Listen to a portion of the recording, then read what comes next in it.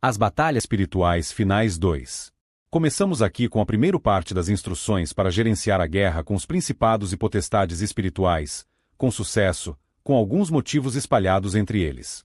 O cristão deve estar armado, e a razão é: porque, revesti-vos de toda a armadura de Deus, para que possais resistir contra as artimanhas do diabo.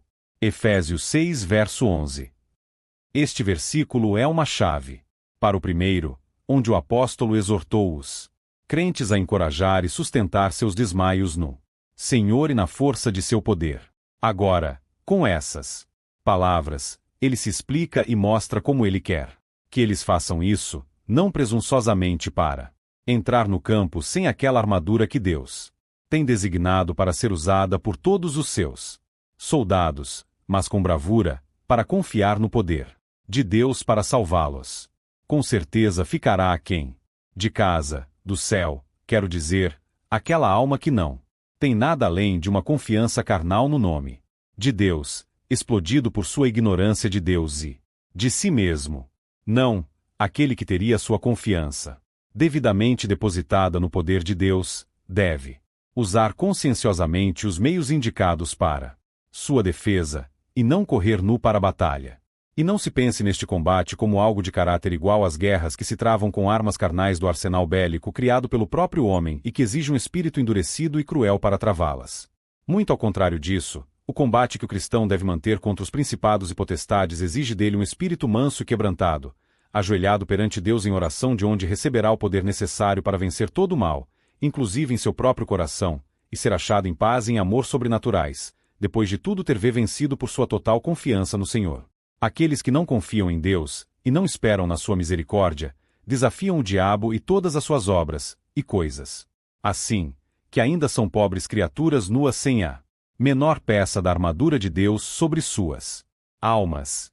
Para eliminar tal presunção do acampamento dos santos, o apóstolo anexa esta direção à sua exortação: revesti-vos de toda a armadura de Deus, para que possais resistir às astutas ciladas do diabo. O cristão deve estar armado para a guerra. Coloque toda a armadura de Deus. Nesta parte temos uma direção anexada à exortação anterior, mostrando como podemos vir de forma regular para ser fortes no Senhor, isto é, vestindo toda a armadura de Deus. Nisto observe, primeiro, os objetos a que ele direciona, e isso é a armadura. Segundo, o tipo ou qualidade dessa armadura, a armadura de Deus. Terceiro, a quantidade ou inteireza da armadura, a armadura inteira de Deus.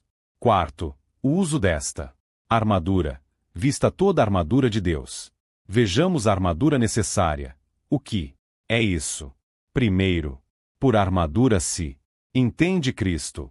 Lemos sobre vestir-se do Senhor Jesus, Romanos 13, verso 14, onde Cristo é apresentado sob a noção de armadura. O apóstolo não os exorta por causa de distúrbios e embriaguez a vestirem a sobriedade e temperança, e para arrogância e devassidão a revestir-se da castidade, como o filósofo teria feito, mas ordena: revesti-vos do Senhor Jesus Cristo, implicando tanto que até que Cristo seja vestido, a criatura está desarmada. Não. É a moralidade de um homem e as virtudes filosóficas que irão repelir uma tentação enviada com uma carga completa do canhão de Satanás. Embora possivelmente seja o tiro de pistola de alguma solicitação menor, de modo que é o homem de armadura, aquele que está em Cristo. Ainda em segundo lugar, as graças de Cristo são uma armadura, como o cinto da verdade, o peitoral da justiça e o resto. Consequentemente, somos instruídos também a revestir-nos do novo homem, Efésios 4, verso 24, que é composto de todas as várias graças, como suas partes e membros.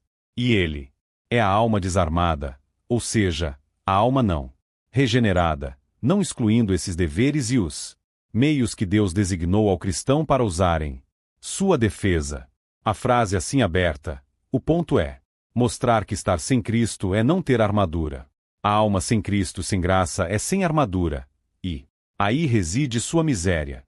Uma pessoa em um estado sem Cristo sem a graça está nua e desarmada, e tão incapaz de lutar batalhas contra o pecado e Satanás.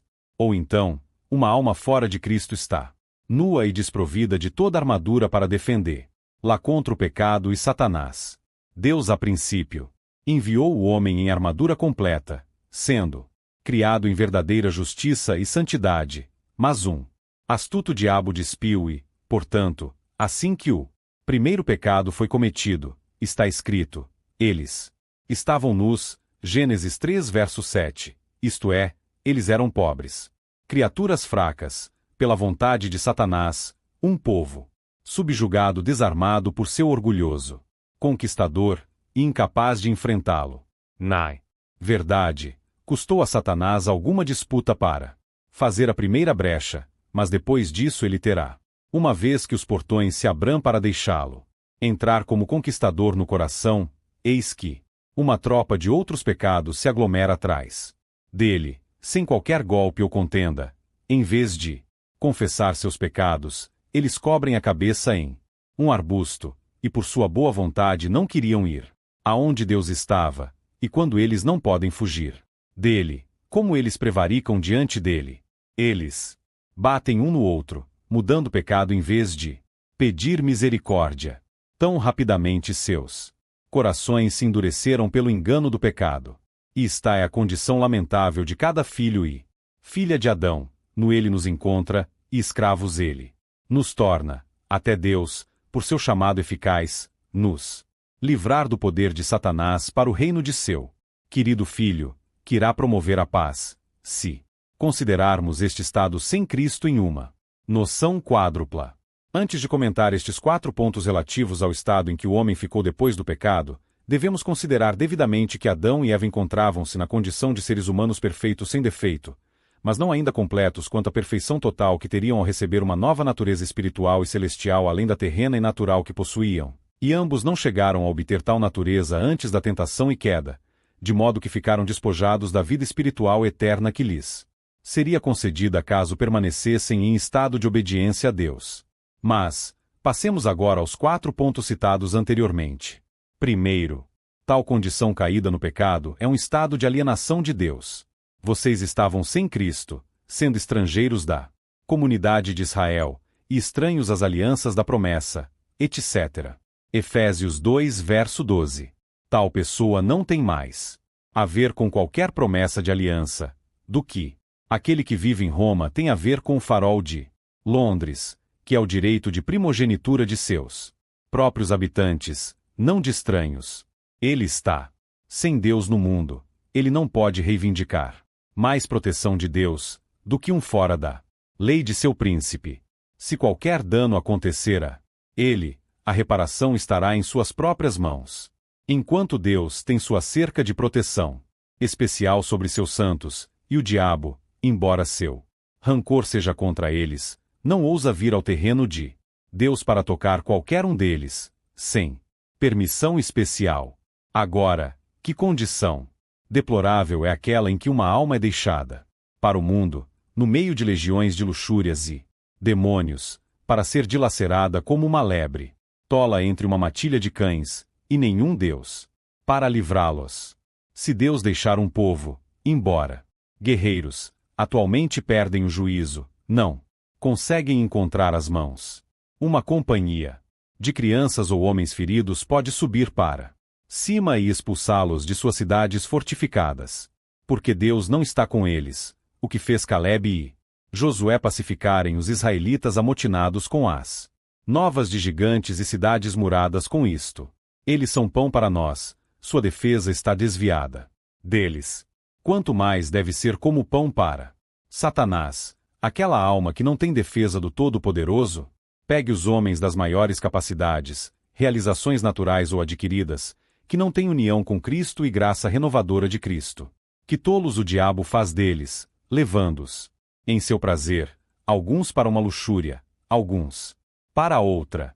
O mais orgulhoso de todos é escravo de uma ou de outra, embora seja para a ruína do corpo e da alma para sempre. Onde está o mistério? Que os homens de tais dotes e sabedoria deveriam rebaixar-se a esse trabalho enfadonho do inferno. Até aqui eles estão em um estado de alienação de Deus, e não são mais capazes de quebrar a prisão do diabo, do que um escravo para fugir de sua corrente. O estado sem Cristo é um estado de ignorância, e esses precisam estar nus e desarmados. Aquele que não pode ver seu inimigo, como pode repelir o golpe que ele envia? Um profeta que enxerga lidera todo um exército de homens cegos aonde lhe agrade, como fez Eliseu com os sírios. O conhecimento imperfeito que os santos têm aqui é a vantagem de Satanás contra eles. Ele muitas vezes os leva para o lado cego. Quão facilmente, então, ele pode, com um pacote de boas palavras, levar a alma cega para fora do seu caminho, quem não conhece um passo do que é certo. Agora que o estado sem Cristo é um estado de ignorância, veja Efésios 5 verso 8. Porque outrora erais trevas, mas agora sois luz no Senhor.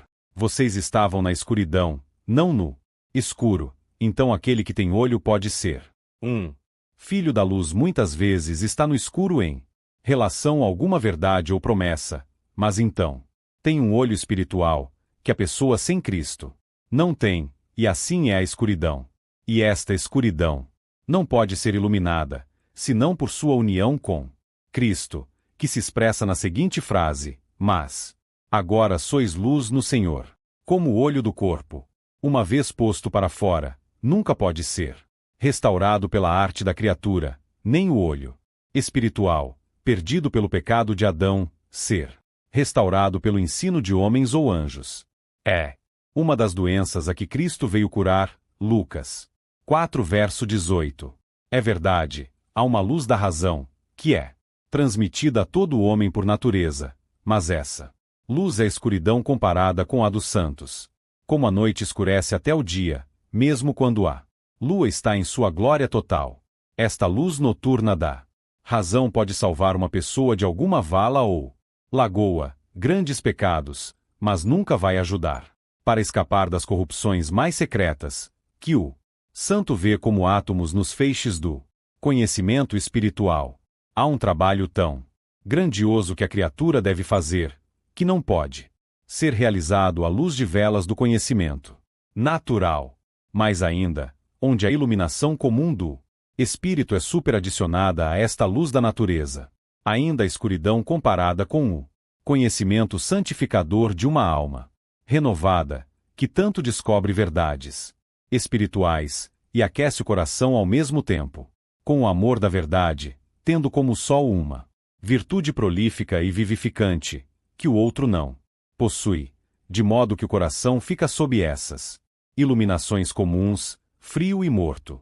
Ele não tem mais força para resistir a Satanás, do que se ele não conhecesse o comando, considerando que o conhecimento do cristão, mesmo quando feito prisioneiro por uma tentação, persegue e traz de volta a alma, como Abraão, seu sobrinho, das mãos dos inimigos.